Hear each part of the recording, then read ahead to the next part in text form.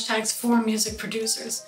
I debated on making this video. There's so many videos on hashtags, but I noticed that there's so few videos on hashtagging for music producers. So when it comes to hashtagging and you're a producer, you have to think about the other group of people, the group of people that you're trying to target that also may be using that hashtag. Using a broad hashtag isn't really going to do you any favors. So if you're targeting rappers or singers, which if you're a producer, I'm assuming you're trying to target one of those two groups, unless you're trying to get like a sync deal or something, you have to think about what hashtags the rappers or singers or whoever you're trying to target is using, and then really scale that down. So say your beats are very popular with female rappers, like most of your customer base is female rappers.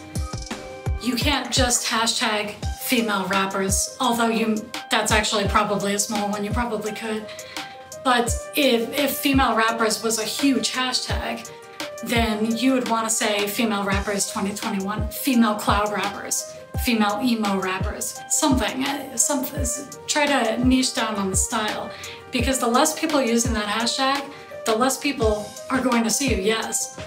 But overall, more people are going to see you if you're on that hashtag, because if somebody is specifically looking for a beat, a drill beat, that would be catered towards a female rapper, they may type that into Instagram, or they might go into that hashtag and go look at it. Just look at it! And you're gonna show right up. Adding 2021 at the end of a hashtag is a really good way to narrow down the search. Unless you want your Instagram page just filled with other producers and beat makers, or someone that's not actually gonna buy your beats, using the hashtag beatmaker, you should try to stick to the group that you're trying to attract when you use your hashtags. Like producer 2021, the only people on that hashtag are going to be other producers. And it is true that a rapper may put in producer 2021 that's looking for a producer, but how are they going to find you? Who knows when that search is even going to be conducted? It's just a better practice to aim for your target audience. I've noticed like producers they go after other producers. They attract them. They use hashtags that attract other producers. They drop DMs to buy beats in other producers' inboxes, and another producer isn't gonna buy your beat.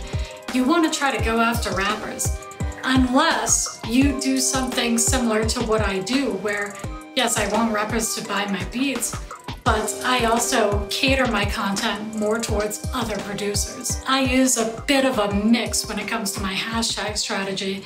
I want to attract rappers to my page, and I also want to attract producers to my page, because most of my content, other than the beats, is catered towards producers. Once your hashtags are narrowed down, what hashtags exactly are you supposed to be using? It depends on how big your account is and who you're trying to attract. If you have a gigantic account, then you have the luxury of being able to pretty much use whatever hashtag that you want. For instance, if me and Curtis King both hashtag rappers 2021, or I need beats 2021, or just I need beats, the algorithm is going to favor Curtis King over me, because Curtis King has a better track record when it comes to actually getting views. If you're producing content that keeps people on the platform longer, and those people can then watch more Instagram ads, Instagram is always going to favor those people over somebody that releases but nobody really pays too much attention to them, which means that they're not keeping them on the platform for a very long time, which means that they're not going to see many ads. Keep that in your mind when you're hashtagging. If you're somebody that has 150 followers, you're not going to be able to hashtag rapper. You're not going to be able to even hashtag female rapper. You're not going to be able to hashtag too much without really scaling that hashtag down, so that you're actually able to compete within the rankings of that hashtag. Some of the hashtags that I've used, I didn't realize were as small as they were, and I've been battling with myself for the top spot on that hashtag since I started using it. But then other hashtags that I've ranked on that are of very decent size was like Airbit. I've never ranked on BeatStars, but I've been up in the top posts, but like way at the bottom. And this is another important thing. When you release a piece of content, just go and check and see how the hashtags are doing. You may go to the top post and you might be there. If you're not checking to see if you're in the top post when you use a hashtag, then you don't even know if you're ranking on it. But if you're seeing an influx of people coming in that you've never seen before, you're probably ranking on one of your hashtags and they're finding you. A lot of the times when people use huge hashtags, they're like, yeah, but yeah, so it's been used a billion times, who cares? I'm gonna be seen on that hashtag. Yeah, I mean, but you're not. It's been used, unless you're huge, you're probably not gonna show up. And when I say that you can't rank on big hashtags, what I really mean is you're very unlikely. Anybody can rank on any hashtag, like shit happens. Or you just release a groundbreaking, life-altering piece of content and you end up ranking on like a gigantic hashtag like rapper or SoundCloud. According to my analytics, a lot of the people that follow my account, rappers and producers, they're pretty close to my size. And given that, you're gonna be wanting to aim for hashtags that I'm using, that people our size are using. Some good hashtags that I found that seem pretty promising, I haven't ranked on all of them, but hashtag freestyle rapper, freestyle rapping, those are relatively small. Unsigned rapper 2021, SoundCloud rapper, or SoundCloud rapper 2021, SoundCloud producer. Putting SoundCloud in front of whatever the label is, but also remember, you want to be targeting a specific group of people. You don't just want to be randomly going after these hashtags. So I'm going to be sharing my screen with you, and we're gonna kind of take a deeper dive with this so that you can really get a feel for what hashtags are working, so that you kind of have a point of reference in how all of this stuff works. If this is the last time we're face to face, thanks for watching in advance. If you want to like head out of the video because you want to do your own research on hashtags, look at your own Instagram account and look at all these numbers, then fine. It was good to have you. For everybody else, we're going to be heading into my phone so that we can take a look at some of these hashtags. Guys, what's up? I'm on a different microphone, so if I sound a little different, that's why. So I wanted to take you into my Instagram account here. SoundClick, 110,000, that's doable. Trap beats, that's really doable. Sometimes you'll rank on these hashtags for a day. Sometimes you rank on them for a while. Like I've ranked on hashtags for like a couple months. 5,000 plus, that's a really good size for a smaller account. 49,000, that's also doable. Beats for lease, you're mostly gonna get beat makers with that. Type beat. Piano type beat, so you have a really good chance of ranking on specific type beats. Sometimes those hashtags can be really small, but if you're a rapper looking on Instagram for a very specific type beat, that's a good way to get seen. Yeah, I got like 21,000 views on that.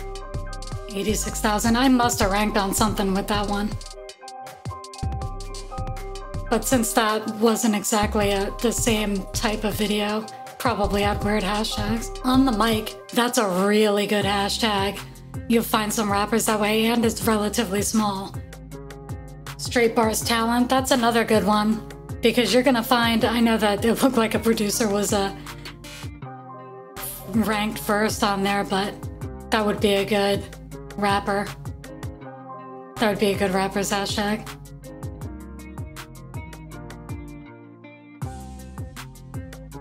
Upcoming rappers. That's actually a smaller hashtag than I thought. Upcoming rappers without the 2021 is doable. Yeah, social media marketing tips. I did some different hashtags on that because it was a different type of video. Musicians of Instagram, that's doable.